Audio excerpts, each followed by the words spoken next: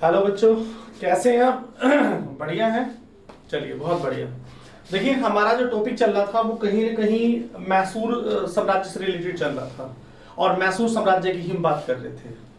मैसूर साम्राज्य से रिलेटेड हमने एक टॉपिक कर लिया था और आज एक टॉपिक और है हमारा।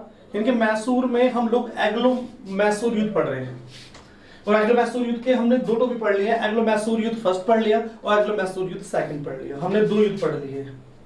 मैसूर का कहा जाता है कि जन्म जो है विजयनगर से हुआ था। विजयनगर के दांडी राक्षस तांगड़ी युद्ध के बाद या कहा जाता है कि राक्षस तांगड़ी युद्ध के बाद या तालीकोटा युद्ध के बाद में विजयनगर का डिवाइडेशन हो गया था और उसके बाद मैसूर का जन्म हो जाता है। तो यहां तक की हमने बात पढ़ ली थी। आज हम आगे लेके वीडियो के चलेंगे और आगे की जो वीडियो होगी हमारी वो मैसूर का जो युद्ध चल रहा था सेकंड युद्ध। पहले सबसे पहले अगर ये वाली वीडियो देखनी है आपको तो पहले आपको इससे पहले वाली वीडियो यानी कि आपको पढ़ना है एंग्लो मैसूर युद्ध पढ़ने हैं पहला पार्ट, उसके बाद सेकंड पार्ट पढ़ना है। उसके बाद जब भी समझ में आएगा तो समझ में नहीं आएगा। तो आज का टॉपिक है मेरे पास में यानी कि थर्ड एंग्लो मैसूर युद्ध। लेकिन इसे पढ़ने से पहले कहीं ना कहीं हमें क्या पढ़ना पड़ेगा, यानी कि हमें टीपू सुल्तान के बारे में पढ़ना पड़ेगा। थर्ड एंग्लो मैसूर युद्ध पढ़ने से पहले हमें टीपू सुल्तान के बारे में पढ़ना पड़ेगा और टीपू सुल्तान की ही बात पढ़नी पड़ेगी। तो टीपू सुल्तान से रिलेटेड हमें बातें करनी है, टीपू सुल्तान से रिलेटेड, ठीक है ना। तो थर्ड एंग्लो मैसूर युद्ध की जो पूरी कहानी है वो टीपू सुल्तान से जुड़ी हुई है और उसके बाद में जो पहले फर्स्ट एंग्लो मैसूर युद्ध था और सेकंड एंग्लो मैसूर युद्ध था वो हैदर अली से ज्यादा संबंधित है और थर्ड एंग्लो मैसूर युद्ध एंड फोर्थ एंग्लो मैसूर युद्ध जो है वो कहीं ना कहीं हमारे टीपू सुल्तान से जुड़ी हुई बातें हैं। तो टीपू सुल्तान की ही बात करते हैं। टीपू सुल्तान की क्या विशेषताएं थी, उनकी क्या कहानियां थी, उनकी बात करते हैं। देखिए, यहाँ पे हम लोग थर्ड एंग्लो मैसूर युद्ध बाद में पढ़ेंगे, पहले टीपू सुल्तान के बारे में पढ़ते हैं, इनके बारे में पढ़ते हैं। टीपू सुल्तान को फतेह, इनकी जो नाम था, इनके बचपन का नाम था, इन्हें बचपन में क्या कहा जाता था, फतेह अली खान के नाम से बुलाया जाता था। फतेह अली खान के नाम से बुलाया जाता था इन्हें बचपन में। और ये बादशाह कब बन जाते हैं, ये बादशाह या मैसूर के मैसूर साम्राज्य के सम्राट कब बनते हैं, तो कहा जाता है 1787 में जो है ये मैसूर साम्राज्य के सम्राट बनते हैं और बादशाह की उपाधि लेते हैं।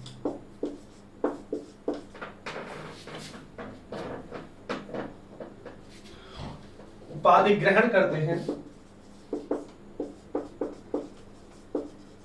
ठीक है। तो ये तो हमारी कहीं ना कहीं बातें होगी किससे रिलेटेड, यानी कि हमारा जो टीपू सुल्तान है उनसे रिलेटेड बातें होगी कि इन्हें फतेह अली खान कहा जाता है, बचपन का नाम इनका, और इनमें अपने पिता के समान बहुत सारी क्वालिटीज हैं। अपने पिता के समान ही बहुत बड़े योद्धा थे वास्तव में टीपू सुल्तान, ऐसा कहा जाता है। और दूसरी चीज मैंने बताई कि ये 1787 में ये बादशाह की उपाधि लेते हैं। अपने पिता की जब उनकी मृत्यु होती है, इनके पिता की 1782 में इनके पिता की मृत्यु हो जाती है 7 दिसंबर को। तो उसके बाद ये बादशाह नहीं बनते हैं, डायरेक्टली ऐसे राजपाट चलाते हैं और फिर 1787 में ये बादशाह की उपाधि लेते हैं, ऐसा माना जाता है। चलिए, यहां तक की तो हमने टीपू सुल्तान की बातें करी। कुछ विशेषता भी टीपू सुल्तान की, उनके बारे में बात कर लेते हैं कि टीपू सुल्तान की क्या क्या विशेषता है, उनके बारे में बात करते हैं, ठीक है। चलिए, तो यहां तक की हमारी कहानी हो गई, ठीक है। अच्छी तरह से रिवाइज कर लेंगे, अच्छी तरह से पढ़ेंगे मेरे बच्चे। बस ये है कि आप अच्छा सा पढ़ना, बहुत बढ़िया करके पढ़ना, बढ़िया रहेगा आपके लिए।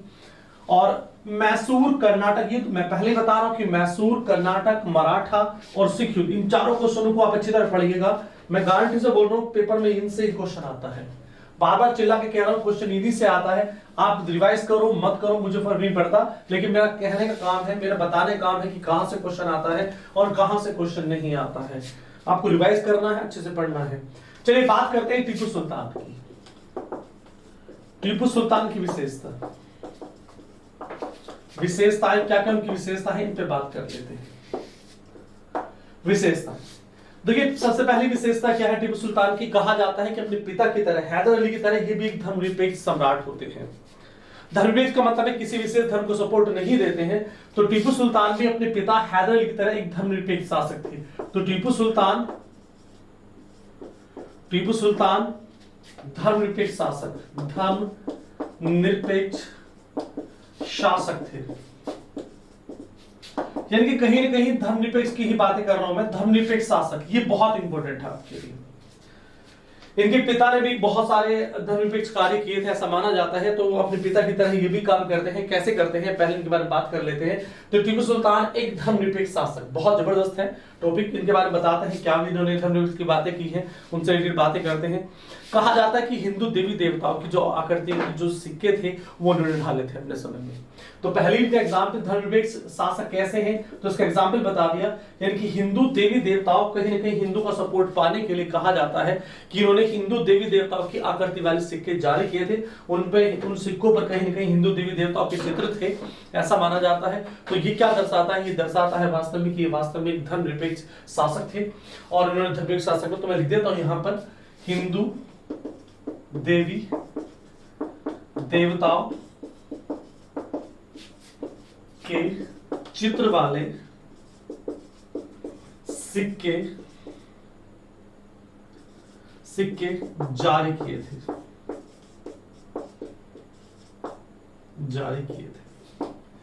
यानी कि हिंदू देवी देवताओं के चित्र वाले सिक्के, ये बहुत इंपॉर्टेंट है। इन्होंने इसलिए ये चीज क्या दर्शाता है, ये दर्शाता है कि वास्तव में टीपू सुल्तान एक धर्मनिरपेक्ष शासक थे, ये एक बात दर्शाती है आपकी।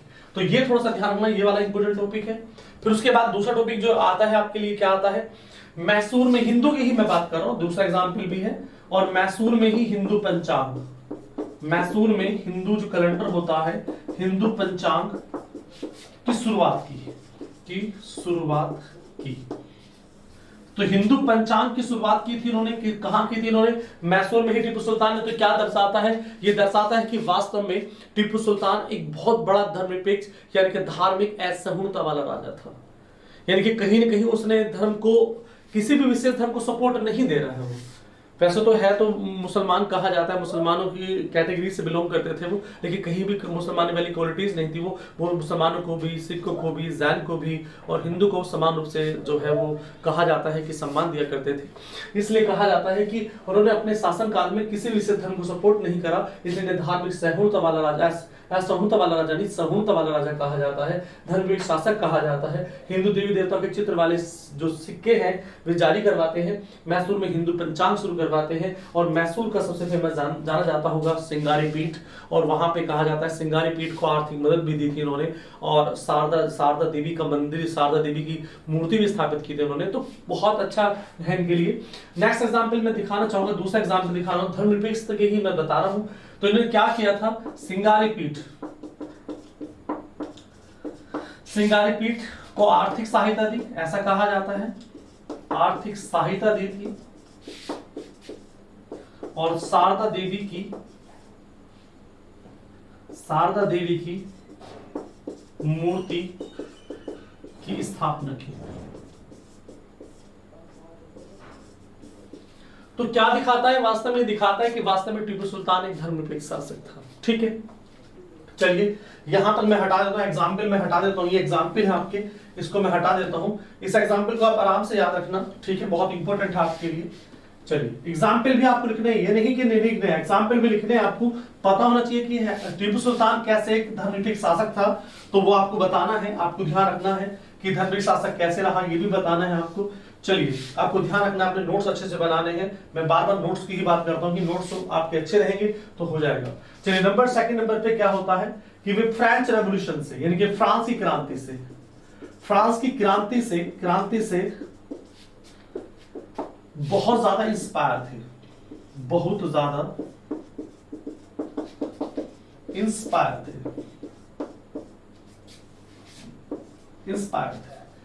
देखिए कहा जाता है कि फ्रांस की क्रांति 1789 में हुई थी, और उस समय मैसूर का शासक कौन था, मैसूर का शासक टीपू सुल्तान ही था। और जब उन्होंने इस क्रांति के बारे में सुना तो बहुत इंस्पायर हुए ऐसा माना जाता है।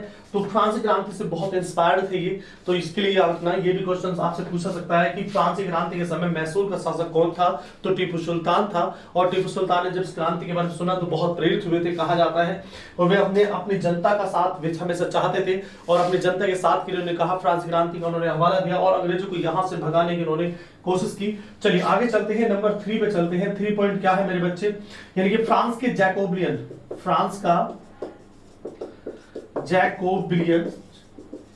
जैकोबियन क्लब के सदस्य बने थे। फ्रांस के जैकोबियन क्लब के सदस्य बने थे, ऐसा कहा जाता है। ये क्लब क्या था, लोक कल्याणकारी था, इनमें लोगों की सेवा किया करता था। और भारत में भी उन्होंने जब इसके सदस्य बन गए तो भारत में भी कहीं ना कहीं लोगों की सेवा करते थे, लोक कल्याण काम करते थे, कौन, टीपू सुल्तान। इसलिए बाद में क्या कहा गया, नागरिक टीपू कहने लगे थे लोग, क्योंकि नागरिकों की सेवा में इतने मस्त हो गए थे ज्यादा कि लोगों ने टीपू सुल्तान कहना छोड़ दिया था और नागरिक टीपू कहने लगे थे। तो क्वेश्चन पूछेगा कि पहला क्वेश्चन पूछेगा कि फ्रांस के जैकोबियन क्लब के सदस्य कौन बने थे, तो हैदर बना कि टीपू सुल्तान बने, तो टीपू सुल्तान बने थे। और दूसरा क्वेश्चन पूछेगा कि जैकोबियन क्लब क्या होता है, एक लोक कल्याणकारी संस्था है, लोक कल्याणकारी संस्था थी। और इस संस्था से जब जुड़ गए थे तो कहा जाता है लोगों की भलाई के लिए कार्य करते थे टीपू सुल्तान। तब इन्हें टीपू सुल्तान को क्या कहा जाने लगा, तो टीपू सुल्तान को कहा जाने लगा क्या, कि नागरिक टीपू कहने लगे लोग, इसे नागरिक टीपू कहने लगे थे। तो आपसे पूछेगा कि नागरिक टीपू क्यों कहा जाता है, आप बताना कि लोक कल्याणकारी कार्य के लिए इन्हें टीपू सुल्तान कहा जाता है। ठीक है, नागरिक टीपू सुल्तान में या नागरिक टीपू भी कहा जाता है कि जैकोबियन क्लब के सदस्य बनने के बाद कहीं ना कहीं ये लोगों के कल्याण की बातों में ज्यादा इन्वॉल्व हो गए थे, धार्मिक कार्य करने लगे थे। और दूसरी चीज है कि लोगों की जो समस्याएं थी उनको दूर करने के लिए उन्होंने काफी प्रयास किए थे। तो जैकोबियन सदस्य बनने के बाद, क्लब का सदस्य बनने के बाद टीपू सुल्तान ने जो कार्य किए हैं उनसे लोगों ने फिर बाद में उपाधि देना शुरू कर दिया कि नागरिक टीपू है वास्तव में, तो ये कहना शुरू कर दिया। चलिए यहां तक कि हमारा पॉइंट पूरा हो गया। अब नंबर चौथा पॉइंट मैं यहां लिख देता हूं, ठीक है। और उन्होंने क्या किया, कहा जाता है कि मैसूर में ही इन्होंने, मैसूर की राजधानी जो इनकी थी वो कौन सी थी, तो वो राजधानी थी श्रीरंगपट्टनम। टीपू सुल्तान की भी राजधानी श्रीरंगपट्टनम थी ऐसा मानते हैं। तो मैसूर की राजधानी, जो मैसूर का शासक है टीपू सुल्तान है, तो उसकी राजधानी क्या थी, तो राजधानी जो उसकी थी श्रीरंगपट्टनम राजधानी थी। और श्रीरंगपट्टनम के लिए कहा जाता है कि यहाँ पे इन्होंने एक पेड़ लगवाया था जिसे स्वतंत्रता का वृक्ष कहा जाता है, कि हर आदमी आजाद है, अपने धर्म के प्रति आजाद है, अपने कार्यों के प्रति आजाद है, अपनी इच्छाओं के प्रति आजाद है, किसी को भी कोई दास नहीं बना के रखा जाएगा। तो इस वजह से कहा जाता है कि मैसूर में इन्होंने इसकी प्रेरणा देने के लिए जो सब लोग इंडिपेंडेंट हैं, आजाद हैं, अपने विचारों से आजाद हैं, अपनी इच्छाओं से आजाद हैं, कोई किसी का दमन नहीं करेगा, कोई किसी को दास बना के रखेगा। इसलिए कहा जाता है कि अपने ही राजधानी मैसूर की राजधानी में टीपू सुल्तान ने श्रीरंगपट्टनम में क्या करा, स्वतंत्रता का वृक्ष लगवाया था। यह भी बहुत पूछा जाता है कि स्वतंत्रता का वृक्ष किसने लगवाया था श्रीरंगपट्टनम में, तो टीपू सुल्तान ने लगवाया था, यह भी याद रखना। चलिए पांचों पॉइंट की बात करता हूं। पांचों पॉइंट की क्या, 4 पॉइंट होगी, 5 पॉइंट यहां पर है। इसमें क्या किया था, कहा जाता है कि टीपू सुल्तान ने यानी कि विदेशों में अपने राजदूत, यानी कि जैसे एम्बेसी होती है, एम्बेसी में आज एम्बेसडर्स होते हैं, एम्बेसडर्स होते हैं, ऐसे ही आजकल जैसे आज क्या है कि भारत के बहुत सारे राजदूत हैं जो दूसरे देशों में हैं। ऐसे ही कहा जाता है कि शुरुआत करने वाला कौन था, तो उसकी शुरुआत करने वाले टीपू सुल्तान थे। उसने बहुत सारे विदेश देशों में अपने राजदूत भेजे थे। तो क्वेश्चन आता है कि आधुनिक राजदूत का जन्म किसे माना जाता है, तो टीपू सुल्तान को माना जाता है। और टीपू सुल्तान ने विदेशों में अपने राजदूत भेजे थे अपने, तो राजदूत भेजे। ये परंपरा किसने शुरुआत की, तो टीपू सुल्तान ने शुरुआत की कि विदेशों में हर देश में लगभग अपने एक राजदूत जो है इन्होंने भेजा था। और उसकी शुरुआत करने वाले कौन थे, तो टीपू सुल्तान था ऐसा माना जाता है। और छठा पॉइंट है कि इन्होंने इंडस्ट्रीज का भी डेवलपमेंट करवाया, बहुत सारा डेवलपमेंट करवाया था इन्होंने इंडस्ट्रीज का, ऐसा माना जाता है। तो कहा जाता है इसमें कौन कौन से इंडस्ट्रीज आती है, कैंची इंडस्ट्रीज भी आती है, चाकू इंडस्ट्रीज भी आती है, कागज इंडस्ट्रीज भी आती है, रेशम इंडस्ट्रीज भी आती है, और तुम्हारा घड़ी इंडस्ट्रीज भी आती है, माप तोल का भी है। तो कहीं ना कहीं बहुत सारी इंडस्ट्रीज का डेवलपमेंट करवाया था। तो टीपू सुल्तान वास्तव में कहा जाता है कि एक तरह से पूरी तरह से इंडस्ट्रियल रेवोल्यूशंस भी लाने वाला था अपने मैसूर में। तो ये पॉइंट है जो टीपू सुल्तान से रिलेटेड क्वेश्चन पूछे जाते हैं। पहला क्वेश्चन से टीपू सुल्तान एक धर्मनिरपेक्ष शासक था, बिल्कुल सही बात है, वो एक धर्मनिरपेक्ष शासक था। फ्रांस की क्रांति से बहुत इंस्पिरेशंस ली थी उन्होंने, बहुत प्रेरणा दी थी। और फ्रांस के जैकोबियन क्लब के भी सदस्य बने थे। जैकोबियन क्लब क्या है, कल्याण कल्याणकारी संस्था है और इसलिए टीपू सुल्तान को लोग नागरिक टीपू भी कहने लगे थे। और टीपू सुल्तान ने विदेशों में अपने राजदूत भेजे थे और कहा जाता है कि इंडस्ट्रीज का भी बहुत बड़ा डेवलपमेंट, कागज है इंडस्ट्रीज, चाकू इंडस्ट्रीज है और तुम्हारी चाकू इंडस्ट्रीज है, रेशम इंडस्ट्रीज है, ये बहुत सारा डेवलपमेंट इन्हीं के समय में हुआ था। और मैसूर अपने ही राजधानी में श्रीरंगपट्टनम में उन्होंने क्या किया, एक स्वतंत्रता का वृक्ष भी लगवाया था।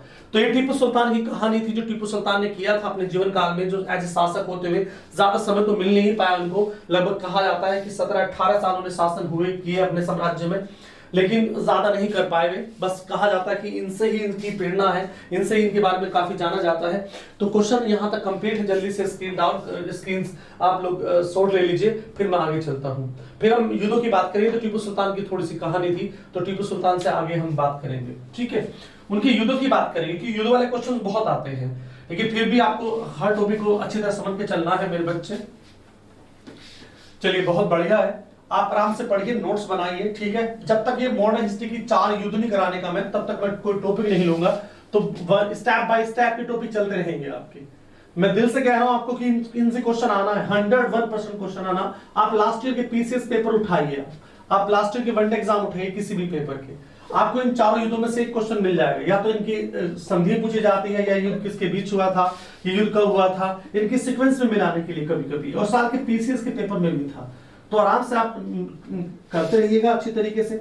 4 टॉपिक बहुत अच्छे हैं। मॉडर्न हिस्ट्री को ही विशेष ध्यान दिया जाएगा, मॉडर्न हिस्ट्री को ही ज्यादा पढ़ाया जाएगा, ठीक है ना, क्योंकि ये काफी क्वेश्चंस मॉडर्न हिस्ट्री से आते हैं। साल सीडीएस से भी 14 क्वेश्चन थे मॉडर्न हिस्ट्री के, तो मॉडर्न हिस्ट्री क्वेश्चन चलते रहते हैं, आते रहते हैं। चलिए अब बात करते हैं थर्ड एंग्लो मैसूर युद्ध।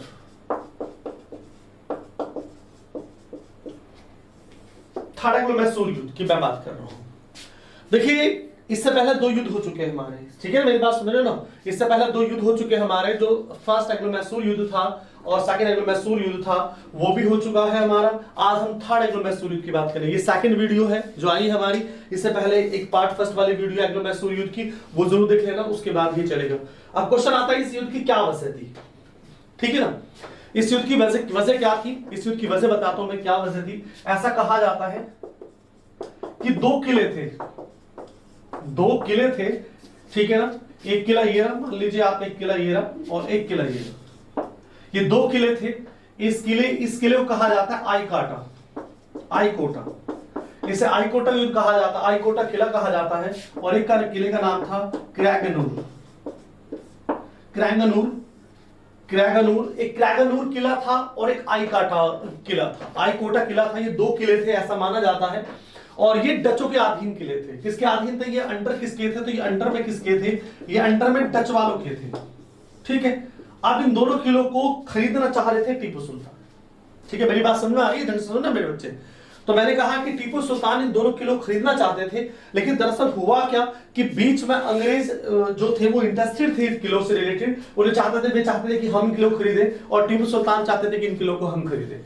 तो होता क्या है बीच में, तो अंग्रेजों का एक मित्र होता है, जिस श्रवणकोर एक राज्य है, श्रवणकोर जो केरल में पड़ता है वर्तमान में, तो श्रवणकोर के राजा थे, एक राज्य था उनके जो अधीन में था। तो उसने क्या किया, उसने जानबूझ के अंग्रेजों कहने पर तो आईकोटा और क्रैगनूर की जो किले थे वो श्रवणकोर राज्य ने खरीद लिए। लेकिन खरीदना कौन चाह रहा था इन किलों को, इन खरीदों को टीपू सुल्तान खरीदना चाह रहा था। लेकिन दरअसल ये खरीद किसने लिए, श्रवणकोर राज्य ने खरीद ली, जो अंग्रेजों के कहने पे खरीदे थे उन्होंने। अब इस बात से टीपू सुल्तान बहुत गुस्से में आ जाता है और वो चाहता था इन किलो खरीदना, लेकिन श्रवणकोर ने खरीद ली, तो वो गुस्से में आ जाता है। और गुस्से में आने के बाद क्या करता है कि वो श्रवणकोर पे अटैक कर देता है। अब श्रवणकोर में जब अटैक कर देता है, ये एक कहा जाता है कि अंग्रेजी बस्ती भी थी उस समय, अंग्रेजों को संरक्षण दे रखा था यहाँ के राज्य ने, श्रवणकोर राज्य ने अंग्रेज संरक्षण दे रखा, अंग्रेज यहाँ पे व्यापार किया करते थे। आज जब इन्होंने यहाँ पे क्या किया, यहाँ पे लोगों ने अटैक कर दिया, टीपू सुल्तान ने यहाँ पे अटैक कर दिया, तो कहीं ना कहीं श्रवणकोर की सपोर्ट में अंग्रेज भी आ गए। और जब अंग्रेज भी आ गए तो फिर युद्ध कैसा बन गया, यानी कि एंग्लो बन गया युद्ध।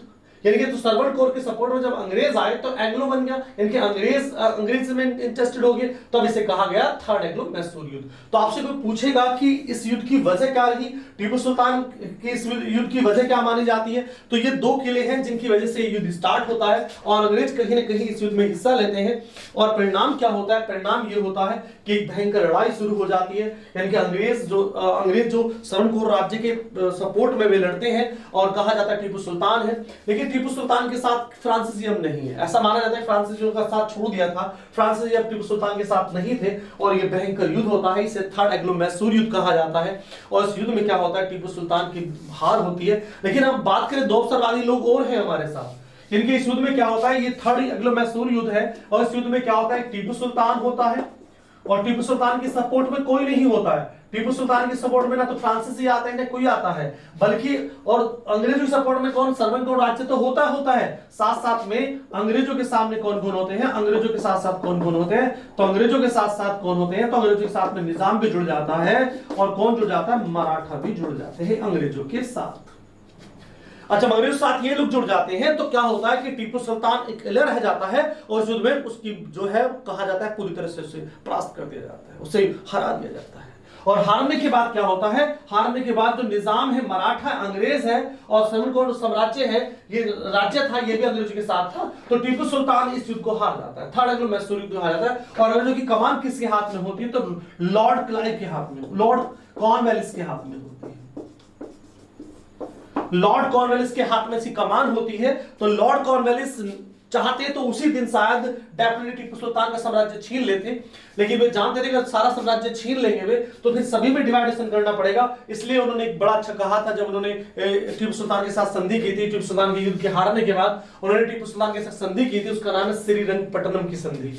और तब उन्होंने कहा था कि मैंने अपने मित्रों को शक्तिशाली बनाए बिना ही, मैंने अपने मित्रों को शक्तिशाली बनाए बिना ही मैंने अपने दुश्मन को पुंग बना दिया है। इनके मैंने उसको पुंग, मैंने समझ गए होंगे पुंग बना दिया, पुंग का मतलब समझ गए होंगे, मतलब मैं बता नहीं सकता, बस ये समझ लीजिए कि पुंग माने होता है कि उसे बेकार कर देना, उसका अस्तित्व ही खत्म कर देना और अपने दोस्तों को भी पावरफुल न बनाना। तो मैंने अपने मित्रों को शक्तिहीन बनाए बिना ही, शक्तिहीन बनाए बिना ही मैंने अपने दुश्मन को क्या कर दिया, मैंने पुंग बना दिया। और वे चाहते तो डेफिनेटली लॉर्ड कॉर्नवालिस यहां समाप्त कर सकते थे मैसूर को, लेकिन उन्होंने समाप्त तो नहीं करा। वे चाहते थे कि बाद में जब ये बहुत ज्यादा अकेला हो जाएगा और कमजोर पड़ जाएगा तब मैं इस पर अटैक करूंगा, और तब उन्होंने ऐसा किया था। तो टीपू सुल्तान की कहानी जो है पूरी तरह से यहाँ ध्वस्त हो जाती है और यहाँ उनकी एक संधि होती है। तो संधि बताता हूँ, संधि कौन सी होती है, तो संधि होती है श्रीरंगपट्टनम की संधि, श्रीरंगपट्टनम की संधि होती है,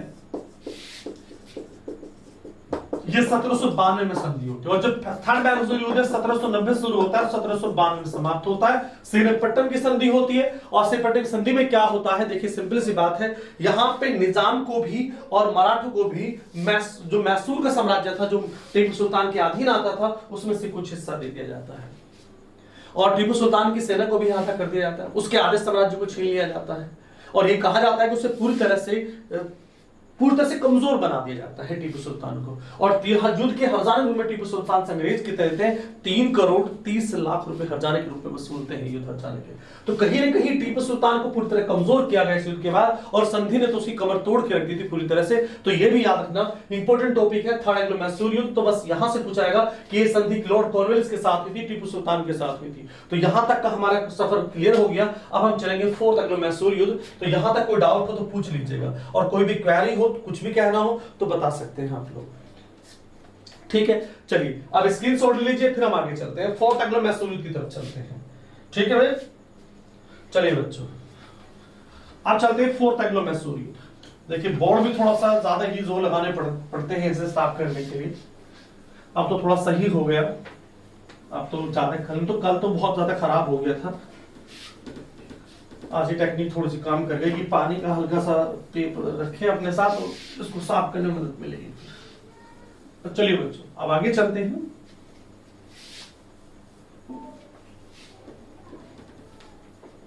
तो फोर्थ एंग्लो मैसूर युद्ध,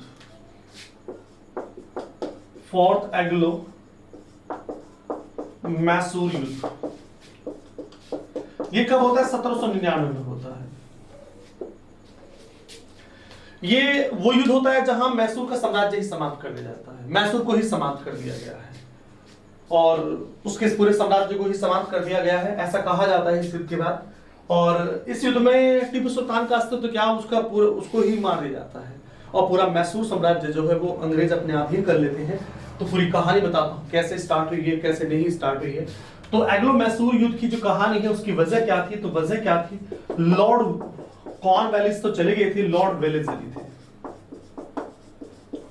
और लॉर्ड वेलेस्ली ने क्या किया, सहायक संधि की थी।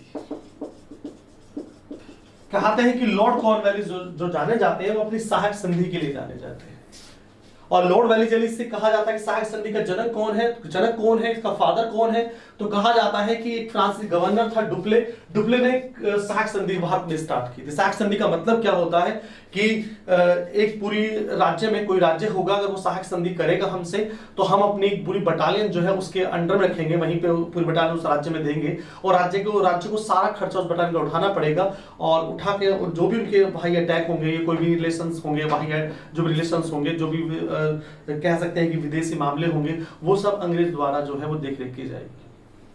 तो कहीं ना कहीं पूरा जो राज्य का अधिकार होता है वो एक बटालियन के अधीन में चला जाता है, पूरी सेना जो है वो कवर करती है पूरे राज्य को, इस तरह सहायक संधि मानी जाती है। तो सहायक संधि सबसे पहले किसने की थी, क्वेश्चन पूछा जाता है कि लॉर्ड वेलेस्ली ने सबसे पहले किसके साथ सहायक संधि की थी, तो हैदराबाद के निजाम के साथ की थी और वो चाहते थे कि मैसूर के साथ भी सहायक संधि करे, लेकिन टीपू सुल्तान ने मना कर दिया कि मैं अपने यहाँ पर तुम्हारी कोई बटालियन वगैरह स्थापित नहीं करना चाहता, कोई भी रेजिमेंट नहीं स्थापित करना चाहता, तो मना कर दिया। और जब मना करने पर लॉर्ड वेलेस्ली को क्रोध आया और उन्होंने क्या किया, उन्होंने मैसूर पे अटैक कर दिया और अटैक की वजह से क्या हुआ, ये फोर्थ एंग्लो मैसूर युद्ध। तो क्वेश्चन आता है कि फोर्थ एंग्लो मैसूर युद्ध की वजह क्या बनती है, तो लॉर्ड वेलेस्ली की सहायक संधि को टीपू सुल्तान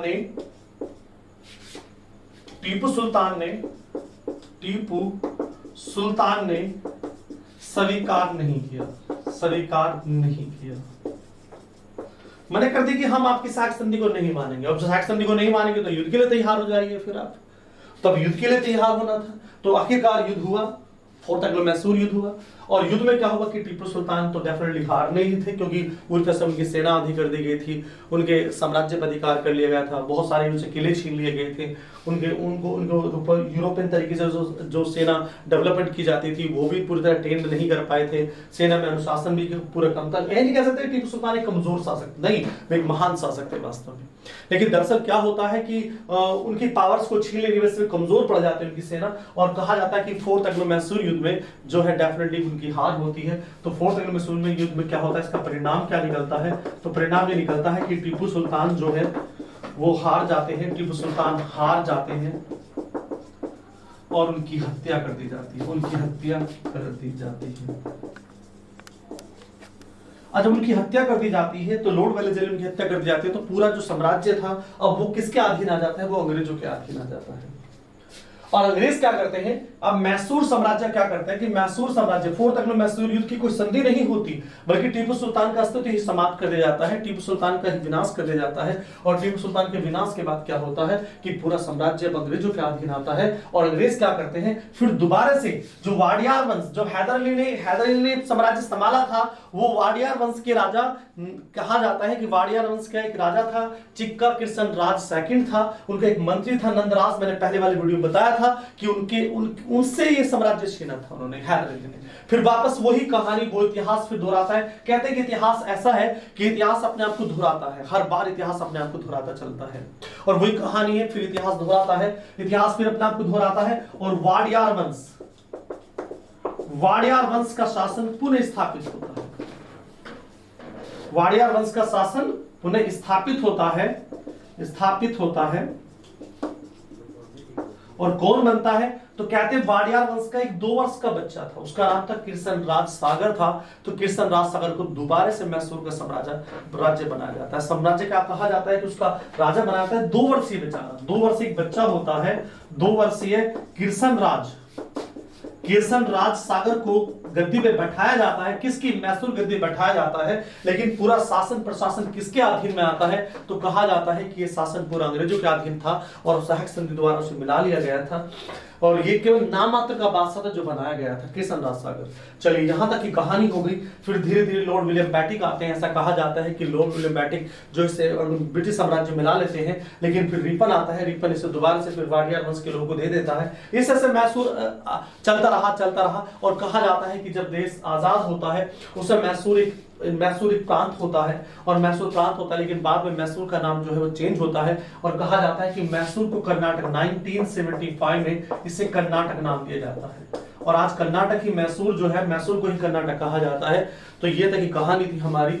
और ये भी कहा जाता है कि जो मैसूर का जनक है, जो मैसूर को आधुनिक रूप देने वाला है, वो सर मोक्षगुंडम यानी कि सर मोक्षगुंडम विश्वरैया थे। उन्होंने आधुनिक कर्नाटक को जन्म दिया, ऐसा माना जाता है। जितनी भी सुविधाएं हैं, जितनी भी कहा जाता है जितना डेवलपमेंट है कर्नाटक को, वो सर मोक्षगुंडम विश्वरैया के द्वारा दी जाती है। तो ये मैसूर की कहानी थी। मैसूर से जब कितने क्वेश्चन पूछे जाते हैं मैं बेसिकली बता दूं तो मैसूर से क्वेश्चन पूछे जाते हैं, चारों एग्लो मैसूर युद्ध पूछे जाते हैं और उनकी संधि पूछी जाती है, कौन सी किसके द्वारा की गई थी और कौन में बोर्ड था, ये पूछी जाती है। तो तीनों के 4 मैसूर युद्ध होगी, उनकी 3 संधियां होगी और ये टॉपिक हमारा मैसूर का यही कंप्लीट हो जाता है।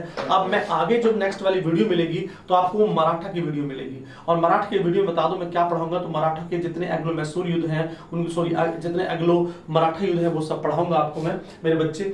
और तो यहां से हमारा कंप्लीट मैसूर कंप्लीट होता है, हैदर अली का टॉपिक कंप्लीट होता है, टीपू सुल्तान का टॉपिक कंप्लीट होता है और फिर हम अगले वाले वीडियो में जो मिलेंगे वो मराठा के साथ मिलेंगे। इसी के साथ मेरे बच्चों खुश रहो और अपने घर पे रहो, सेफ रहो, कोविड-19 से बच के रहो, बस यही दुआ करता हूँ। ठीक है, इसके साथ ही गुड नाइट, बाय बाय। ठीक है।